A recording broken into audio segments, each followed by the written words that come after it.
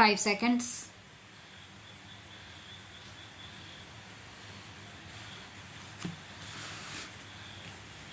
Tomorrow we will celebrate the Republic Day. On this auspicious occasion, I am happy to greet you all, my fellow citizens, at home and abroad, and convey to you my good wishes. This is no doubt a joyous occasion, and we celebrate it with all enthusiasm. But this is also an occasion for calm introspection about where we stand and in what direction we are going. A few years back, our country was suffering from a deficit in food grains, and some people abroad had written us off as a country which could not be saved. In their view, our agriculture had no future and we would be exposed to recurring famines. These prophets of gloom had reckoned without our untiring Kisan, and they have been proved false. This country, which was producing 5 crore tons of food grains in 1950, has now reached a level of over 20 crore tons despite of floods and other natural calamities in several parts of the country. The credit for this goes to the Kisan, the vast majority of whom are small and marginal farmers. The developmental efforts over the last 30 years, which have been channelized by successive 5-year plans, have resulted in the execution of many major, medium and minor irrigation projects all over the country. The assured water supply from these projects, as well as production of fertilizers, pesticides and high yielding strains, have all aided the Kisan in ushering in an era of plenty. Because of the record output of food grains and industrial raw materials, we have been able to achieve a measure of price stability and contain inflation. Food sufficiency is among the major factors that have helped the country to sustain and strengthen its political and economic independence. We cannot, however, afford to be complacent.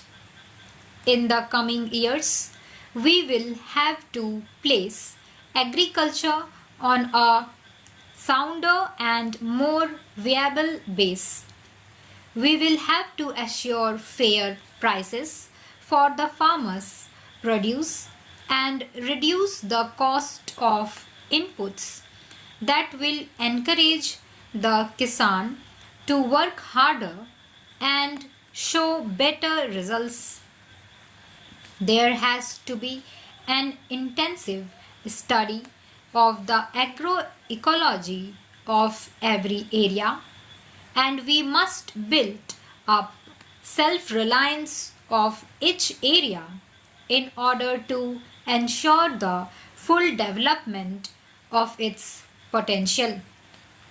If farmers, scientists, extension workers, developmental administrators, mass media agencies, and above all, our political leaders will all work together, we can soon regain the old image of our as a land full of milk and honey. While this achievement is certainly within our reach, a radical change in the entire value system of our urban societies is essential for attaining this goal. The brain drain and the depletion of resources from the village to the city must not only be stopped but must be reversed. The imperative need is for a happy combination of brain and brown for achieving the rural prosperity. Those living in villages and our scientists and technologists who choose to work in villages must be provided with adequate facilities. The basic minimum needs of the rural people must be fulfilled without further delay. In the welter of demands and agitations by the urban pressure groups for an ever increasing share in the national cake, the needs of the poor farmer, the real producer of wealth in our country, are apt to be overlooked. Let us not forget that India will prosper only if the tiller of the soil lives and prospers. Our hard-working peasantry have proved time and again that they are ready to adopt new technology provided they are helped to do so. It is now the responsibility of every citizen in this country to ensure that our farmers are able to produce more food from less land. This presupposes considerable attention in safeguarding our basic agricultural assets like soil, water, flora and fauna, so that productivity can be improved without harming the long-term production potential of soil and water. I have had occasion to fly over the Himalayas in recent months and I was shocked to see the extent of deforestation that has taken place. What was once all greenery has been reduced to barren rocks, such denudation that the resultant soil erosion pose a grave danger to our future. Floods and droughts are caused by thoughtless destruction of forests. We should ensure that in our zeal to bring more land under the plough, we do not disturb the delicate balance of nature. We need to create new forest belts to be maintained in perpetuity. I am happy that the state governments are now imposing restrictions on the felling of trees and preventing further denudation of forest areas. But this is largely a matter for community involvement and initiative, and I hope our people, particularly in the rural areas, will take up this work in right earnest.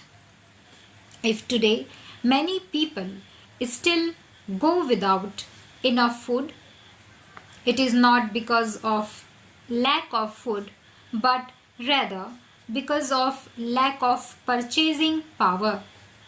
Hence, our agricultural plans will have to aim at generating more and more employment in the rural areas, in addition to providing food for our growing population. Stop. एक word मैंने गलत pronunciate कर दिया, वो denudation था, डिनडेशन नहीं. Okay, आप correct कर लेना. Thank you.